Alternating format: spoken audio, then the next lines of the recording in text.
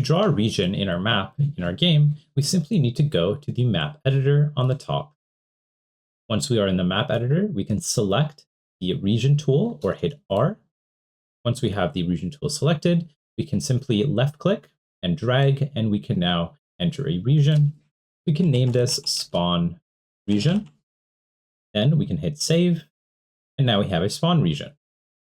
Once we have this, we can actually use it by going to entities.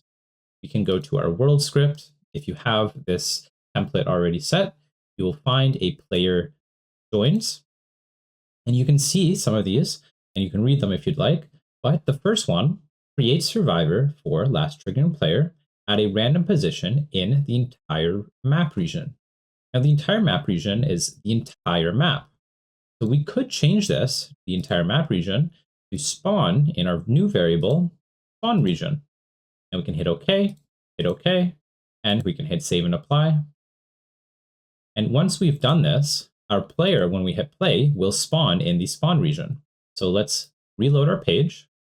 And here we go. Our player has spawned inside of our, spawn area. And we can double check this by seeing that our spawn region is right here. Now, of course, you can change this. If you'd like to select it, you can actually just click it using the select cursor tool, and then you can simply move it using these. This is an easy way to move our spawn region. So if you want to change your spawn region to the top left of our entire map, you can do that easily. And that's all for the map region tutorial. I'll see you all in the next video.